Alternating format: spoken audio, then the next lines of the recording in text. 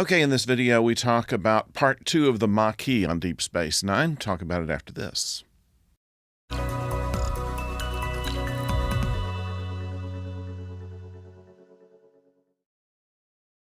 Hello out there, I'm the oldest nerd. And in the Maquis, we have the solution to the setup that we had. Of course, Sisko and Kira and Bashir had beamed down to the planet where they thought that Gul Dukat had been taken. He was not there, but they meet up, of course, with Cal. And Cal Hudson, Sisko's old friend, who has shunned his Starfleet uniform and has decided to join forces with the Maquis. Apparently he had decided this some time ago, but was keeping up appearances for the sake of keeping Starfleet off his trail. Now he doesn't seem to worry about that, and a lot of it has to do with the gun running that was arranged by parties that were put together by Quark. And we have a situation here where Sisko is trying to talk his way out of what's going to happen. Not his way, but rather everybody's way out of what's going to happen. He believes in the Starfleet ideal that with words you can make things happen. And yet he's complaining to Kira after the meeting with Hudson and the others that he does have sympathy for what the Maquis are going through, or what the colonists are, and kind of understands the Maquis, although he does not condone their penchant for violence. But we know from situation, of course, that the Cardassians were running guns through an intermediary, and he's complaining to Kira, and one of my favorite lines in here is that while there are real things way out here in deep space to worry about, struggles by people who are trying to make a life for themselves, from Starfleet headquarters, they look out the window and they see Earth of the 23rd century, which the 24th century, which is paradise. And he said it's easy to be a saint in paradise. There's some other good quotes in here where, of course, Quark is put in detention and questioned by Odo and Sisko. And at first, of course, he tries to deny having any mix with any of this. He truthfully says he didn't know anything about the Maquis until after all of this happened. But then he said that he wasn't going to put off a possibility of having a nice dinner with an attractive Vulcan female. And Odo says, how could any attractive female have anything want to do with you? He said, Vulcans are a species that appreciate good ears. I like that line very much. And also at a situation where they are finally able to locate Dukat and bring him back to Deep Space Nine, Dukat is thankful for Sisko's help with him, and he says back, I'm sure you would do the same thing.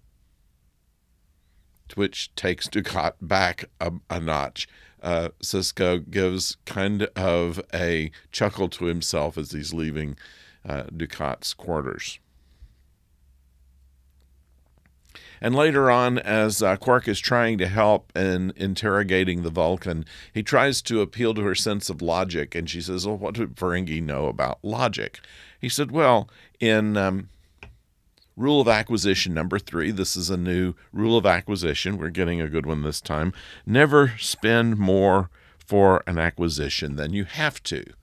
And his whole idea against going to war was that it would be a whole lot cheaper to make peace now than to spend all the money on the war and make peace later, which is inevitable to happen.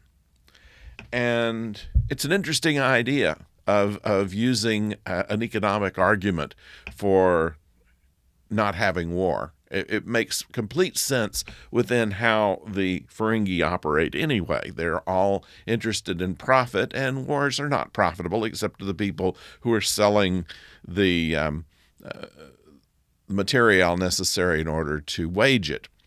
And it can become rather expensive for both sides. So an interesting point there made by Quark. Of course, while he's in detention, Odo asks Sisko, how long should I keep him here? And without a beat, Sisko said, forever, and leaves the room. Quark says to Odo, you know he's joking, don't you? It's a joke. You have to understand jokes. Nevertheless, it is a very tight episode. I find, once again, Avery Brooks' acting is just so on point. He is so convincing with everything that he says, that and he's not completely on anybody's side. He certainly does not agree with the Cardassians, but there is a treaty. He doesn't really agree with the Federation because they seem to be too Pollyannish about it. And he, of course, doesn't believe in the violence that the Maquis would have, or that Guldukat would suggest that Sisko use in order to get what he needs. And then there's the friendship between Sisko and Cal Hudson. How is it that they are able to fight each other when they're friends?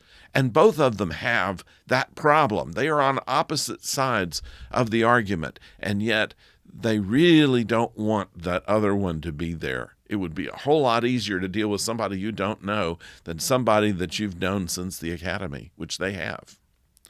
And so that's where this episode is.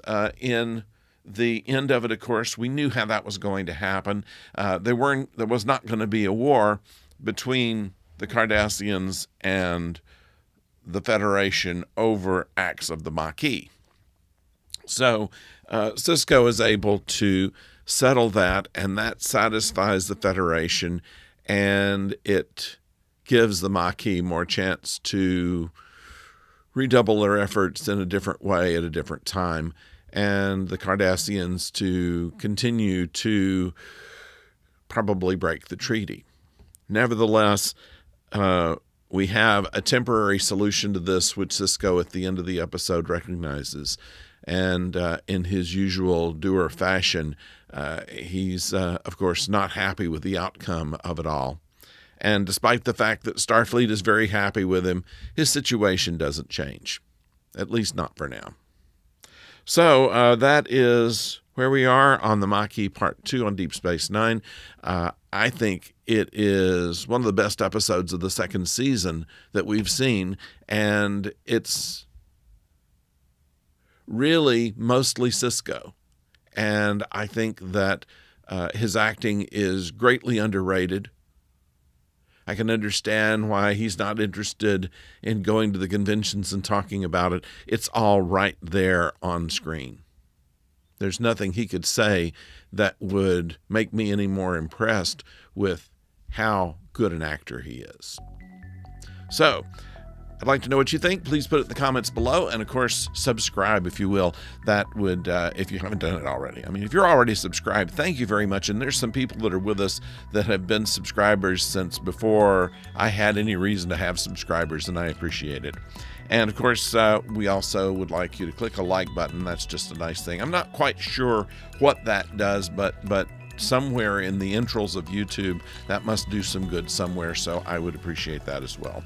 So, until next time, we'll be back tomorrow, of course, with a review of Star Trek, the original series, and then we'll follow that on Wednesday with on Thursday with The Bad Batch, and then on Friday we'll have another Babylon 5. So we have a full week for you. We hope that you'll be around for it. I thank you for watching us, and we'll talk to you later. Until then, don't go far.